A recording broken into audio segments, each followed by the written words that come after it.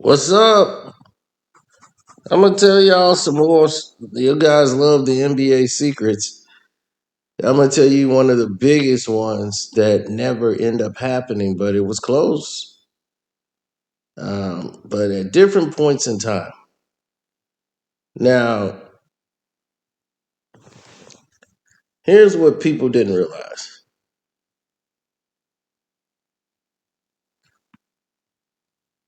Okay, in 19,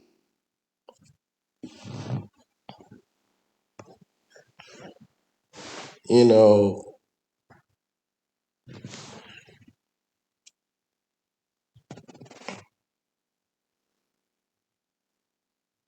in 19, I believe it was 1996, the draft took place. Right, everybody knew Allen Iverson's gonna be the first pick of the draft. It's about who gonna be number two, because everybody know Allen Iverson is the first pick in the draft, hands down. After the playoff run he just had with Georgetown in the tournament, there was no way Allen Iverson was gonna stay at Georgetown. He was going pro, and he had the momentum. Number one pick in the draft, of course, was Allen Iverson going to Philly. But before the draft, let me back up for you because Kobe Bean Bryant from Philly has been working out and trying to go decide basically where he's going to go. Where is he going to end up? They won the state championship in 96 where he was there. He was the player of the year. He was the Gatorade player of the year, McDonald's All American. It was all about Kobe Bryant, and they were like, okay, this kid's going to go to the pros. But while he was playing in high school, he got recruited by Duke, Illinois, LaSalle, where his father went to school. Of course, he could go there, but they knew they weren't getting Kobe Bryant. Um, he had Kansas. He had a lot of schools he can go to. But the one that he probably would have ended up going to was Duke because they had Coach K was opening up the offense. They ran a spread offense, and that's what he liked to run. And he don't put a cap on anybody's game. Where Dean Smith would have put a cap on his game. So Dean Smith didn't even recruit him. He's like, look, you're welcome to come here, but I'm getting word that you're going to the NBA. So I'm not gonna waste your time with this. You already got your mind made up what you're doing.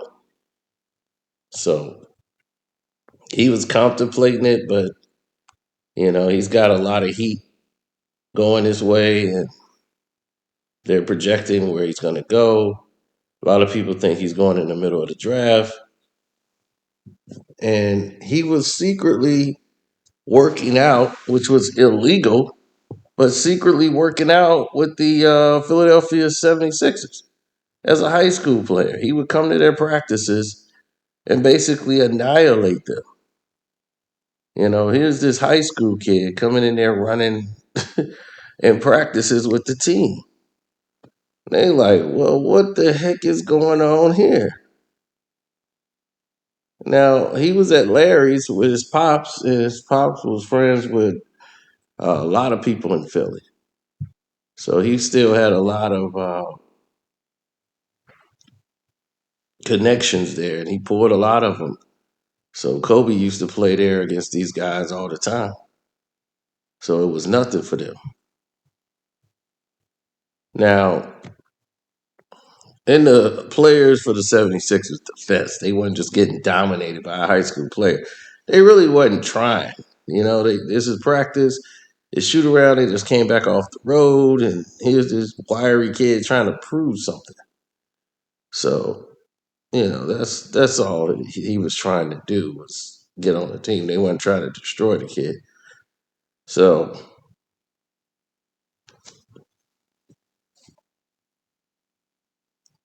anyhow, that's over, right? The Sixers draft Allen Iverson. Kobe goes pro. Had Kobe went to Duke for that 1 year, he would have ended up being a Philadelphia 76. Because the very next year, nothing was stopping Tim Duncan. Timmy was going number one no matter what. 1997, Tim Duncan was the best player. So clearly Tim Duncan would have went for one. Kobe, I felt, would have been another phenomenal player, but Duke wasn't a very good team. So yeah, I mean, they would have lost to either Arizona or Carolina. I mean, Kentucky at that time. Kentucky had that monster squad.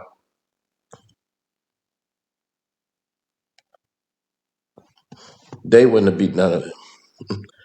So Kobe would have left after his rookie year and went pro. Then Philly would have drafted him with the second pick when they picked up.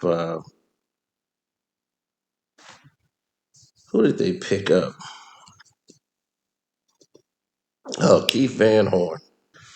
That's who they got. Keith Van Horn. I'll never forget it now because he was traded. He never got a chance to play with Iverson. I remember them booing him. They did not want that pick at all. So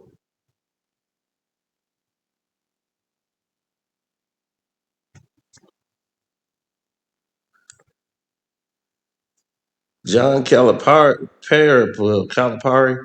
yeah, he was the GM and the head coach at the time for New Jersey, and he wanted to do a trade for Keith Van Horn because he liked his game and he wanted him. So they basically drafted him with the second pick just for the New Jersey Nets because they had that pick. So they worked out a deal. So in that trade, they got like everything they want. I mean, that trade was so lopsided. It was crazy how that went down. I'm like, man, this is the most lopsided trade. I think they got what Jimmy Jackson and um, who else they get out of that deal? I know they had Jim Jackson, a couple more picks for Keith Van Horn, and they had two players that didn't even play. Like they was, oh, they had the Tim Thomas future pick. Yeah, they weren't drafted. Yeah, they had the draft rights to get and acquire Tim Thomas. So they had a lot of collateral at the time. And putting Allen Iverson with Tim Thomas, a wiry forward, small forward that could really, get his own shot. That was good for Allen Iverson at the time. Now, this was a deal that was going to be put in place later on because 2 years later, Kobe's unhappy with his role. He had just broke out, had a great performance down the line, everything's going great. And right after the performance, he did lights out, everything, right? Everybody loves what he's doing. He's incredible, of course. You know who he is. That's why. So when you see all the magic happens, you start to see some disdain that's coming up the pipeline. Now you might be saying, well, what is the type of disdain that we're talking about here? Well, we start looking at the pipeline and we start seeing the events of different subjects that are taking place, and you start saying, oh, okay, I get it now. So the news was this: the Los Angeles Lakers, who did not want to lose Kobe Bryant, was about to lose him. He was frustrated. He wasn't happy. The team wasn't winning, and he was frustrated. They felt like they digressed. They brought in Dennis Rodman to try to get some balance. That didn't work. They got bounced right out of the playoffs, and he was just sick. Then it became, okay, let's do business. Dale Harris would not play Kobe Bryant and play him in enough position to develop him correctly. And, he loves assistance if you can basically perform it.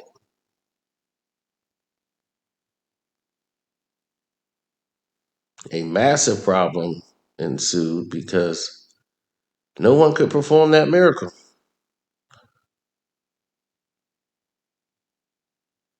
Now, Kobe wanted to go to the Chicago Bulls or Philly. Now, this is before the whole fight with Shaq thing. This wasn't about fighting with Shaq at this time. This before any championships. This is when he was still playing with Shaq and dealing with the general manager. So as the game, Kobe comes in garbage time, and he's like going off. He's putting up points. He's doing some type of spectacular dunk, and the coach is like, "All right, calm it down. We're up by enough.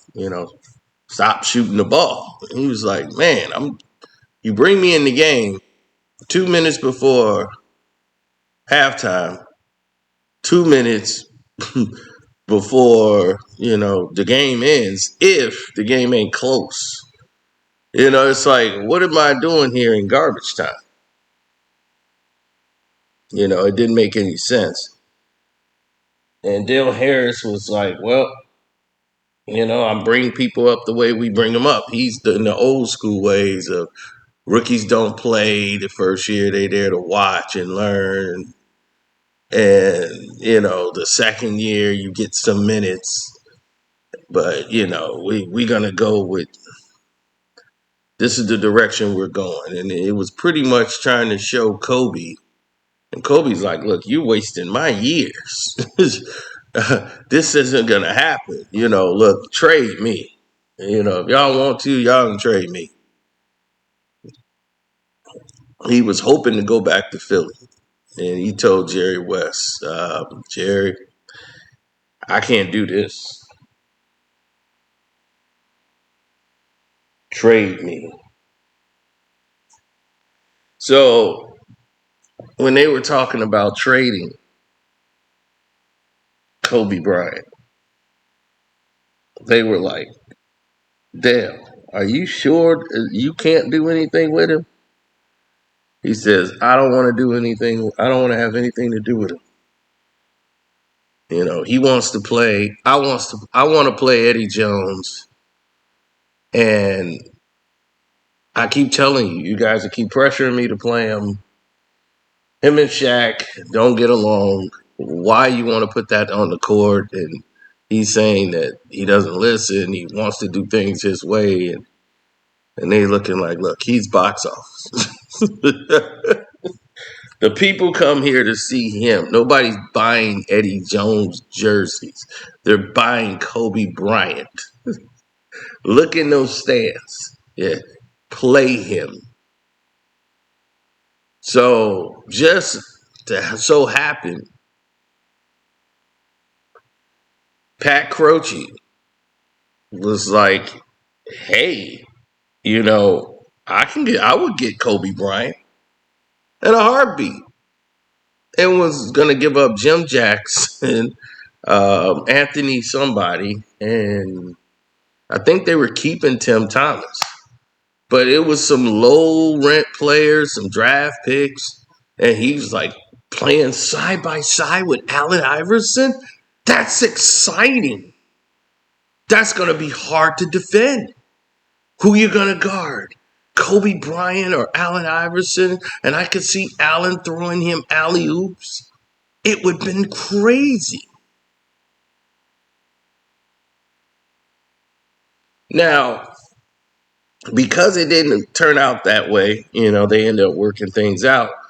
And Rick Fox injured his foot. And once he injured his foot, they said, okay, well, we'll just play you as small forward. So now they had a 3 guard rotation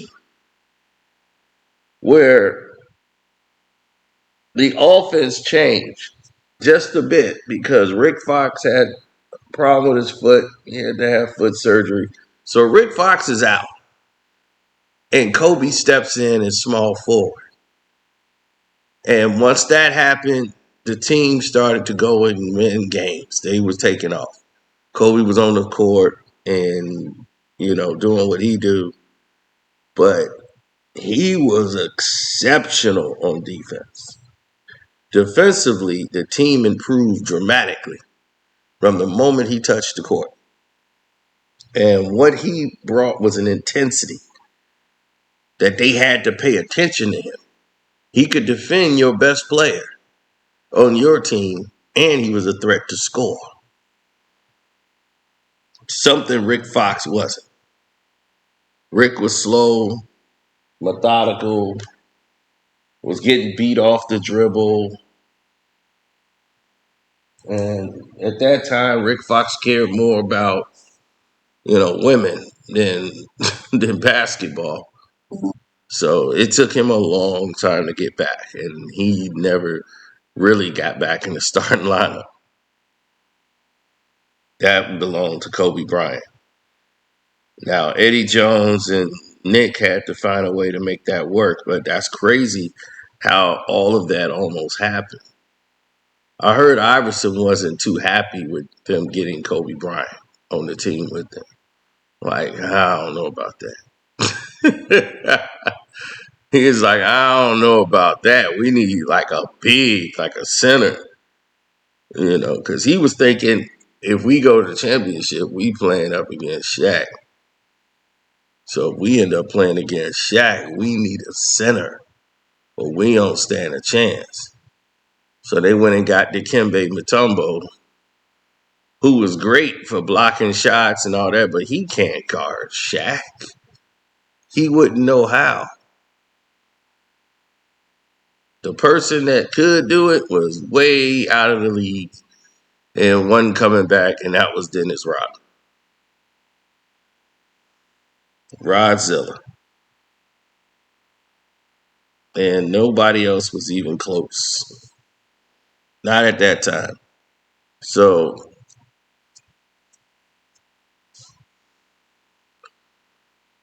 it's all a matter of how do you get back to square one? How do you get better? How do you get, to the next level? But it's crazy how close like things got to where hell, Kobe was almost gone.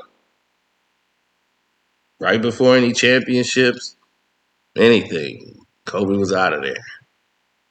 I believe the year was 1999. I think it was the 99 year. So, because I think Jordan was gone. They tried to bring Dennis Rodman in to help the team at one point. But it was either 98 or 99, one of those years. And Kobe was just in the All Star game or doing something, and Dale was still treating him like a bench player, and young kid, he wasn't having it. So, yep, that's a nugget for you guys. Can you imagine that though? AI and Kobe, what that would have been like?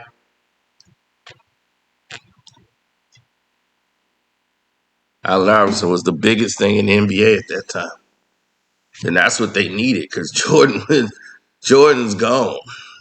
So it was AI's world.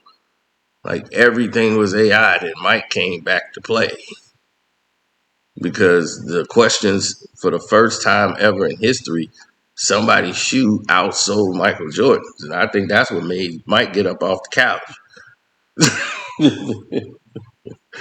Mike, oh hell no, we lost. Yeah, the questions were everywhere, dog. I mean, everywhere. Universities was starting to rock. Michigan State, everybody had them in their color. It was crazy. It was a comfortable shoe. All right, y'all. Let me get up out of here. Peace.